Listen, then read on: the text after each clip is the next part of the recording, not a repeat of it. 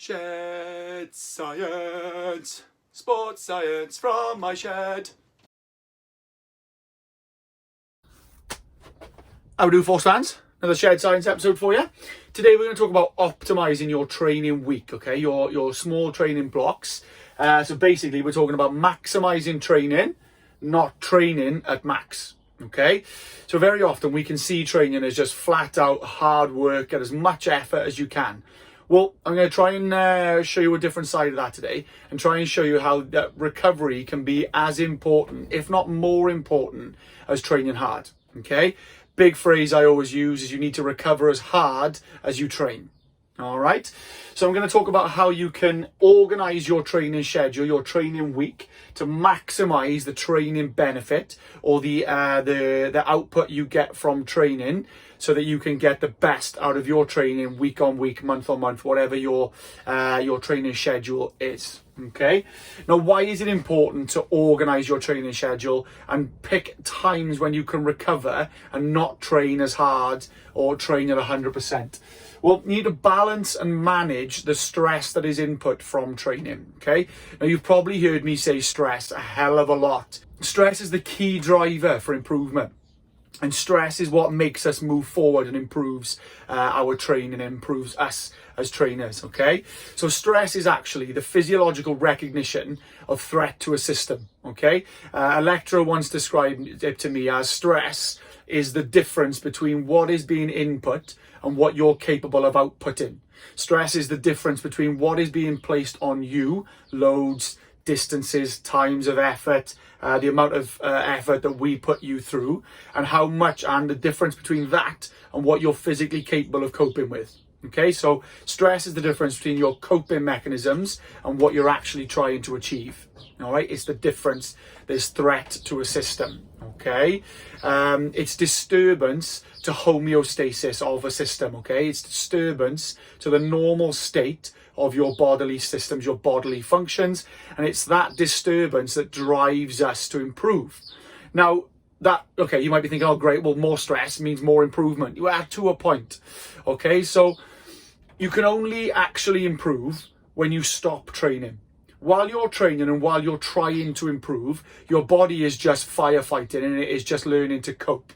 When we stop and when we recover, that's when the body super compensates and over exits training, its recovery processes to allow you to be better next time.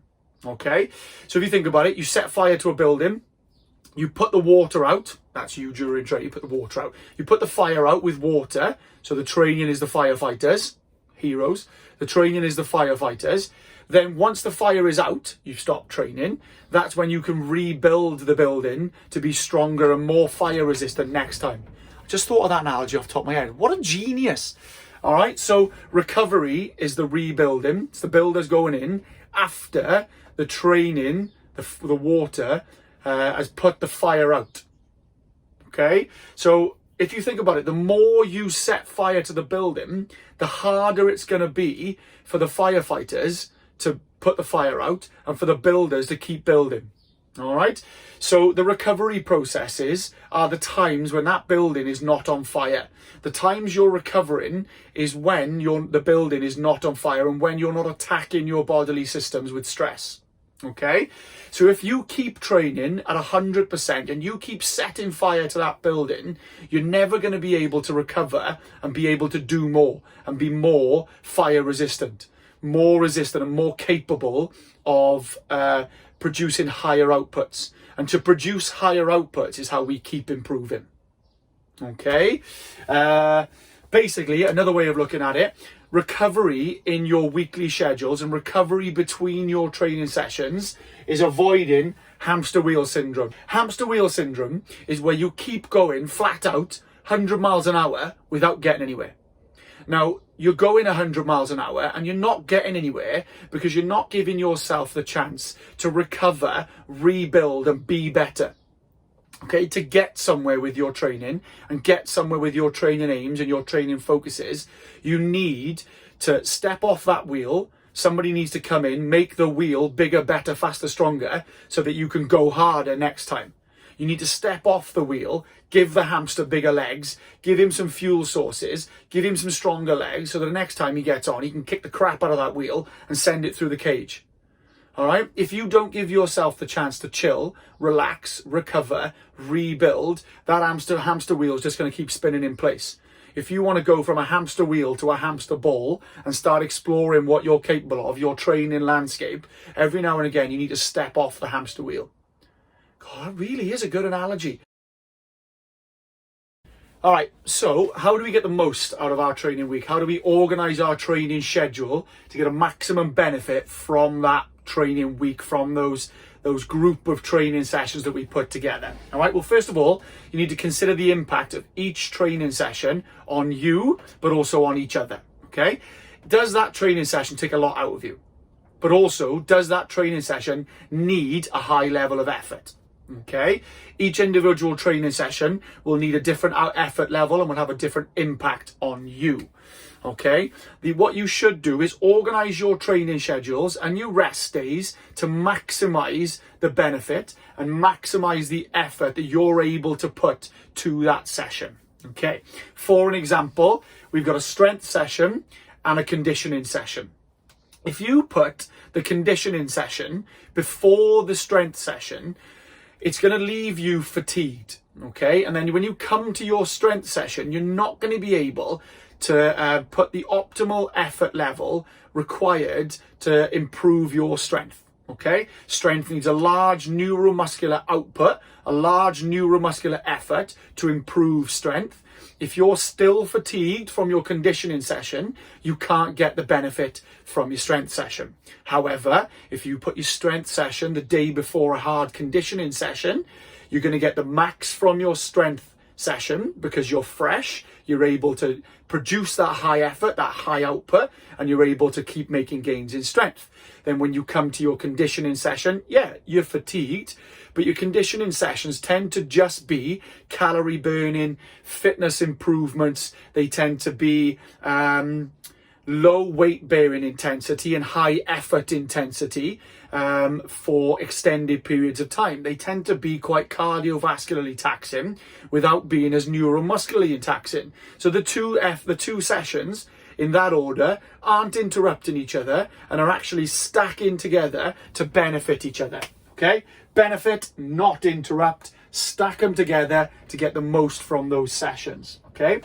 Also, what you should do is strategically space rest days so that you can get max stress when it's needed, but also you've got then time to recover from that max stress, and you've got time to recover ready for another high output. Okay, let's take that to physiological terms. Okay, let's have a look at this graph. Hopefully my editing skills have helped there. What you need to do when you're training is produce an effort level, like I said, that stresses the system and causes a input and a disturbance to homeostasis, okay? It sends you up on this graph during that session. After your session then, your potential output level is going to drop below what you're currently capable of. Once it drops below, you're not able to hit that output level. But it's this disturbance here that tells the body something's happened to our normal state. We need to raise that normal state and raise what we're capable of at a normal level above this line. Okay, so what the body does is super compensates, it over recovers and makes you more capable as it comes back up this line. If you put another training session in too early, or another intensity of effort or another burst of effort that would interrupt the recovery process, what will actually happen, instead of super compensating and becoming better, you'll gradually get worse. Okay, we'll go back to that hamster wheel. You're spinning, you're getting effort and output levels and getting nowhere. Okay, so you need to strategically space these rest days or rest sessions, which I'll come on to in a second, to allow you to hit maximum stress at the right times, okay? This isn't about taking the foot off the gas for long periods of time. It's taking your foot off the gas at the right time. Another analogy, I love my racing. When you hit a bend, you don't go flat out, otherwise you veer off into a wall, okay? It's taking your foot off the gas at the right time so that as you come out the bend, you can bury your foot down and go hammer down the straight, okay? Rest days are a hairpin, straights, a foot down, hit it as hard as you can. I'm just full of analogies today. It's 2 strong coffees, that is. Basically, take your rest periods and understand your rest days, your rest periods are times when you're able to recover to hit it as hard as possible, okay?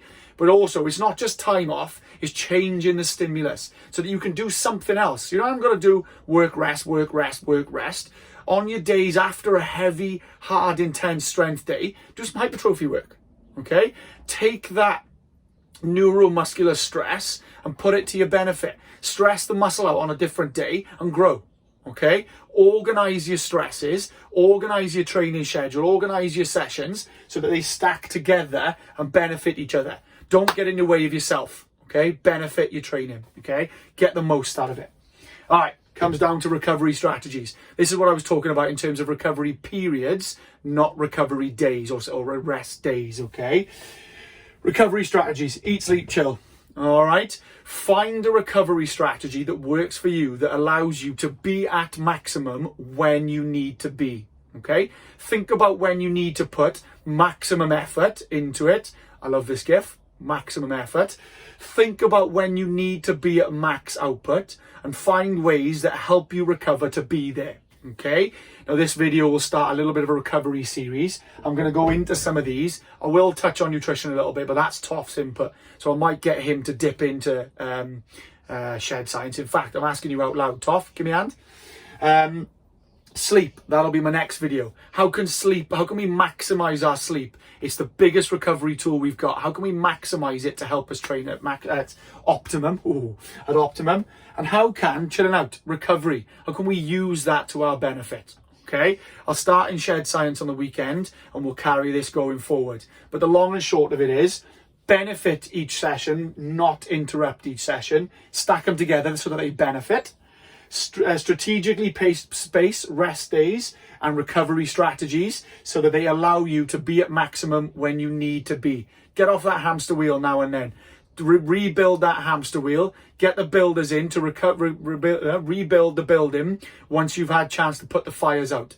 Every now and again, set fire to stuff, but you've got to let the fire go out so that you can rebuild and set fire to it again. All right? Now, I'm full of analogies today. Hopefully they haven't confused it. Any questions, you know where I am. Let's get back to some science. Enjoy. Stay safe, guys.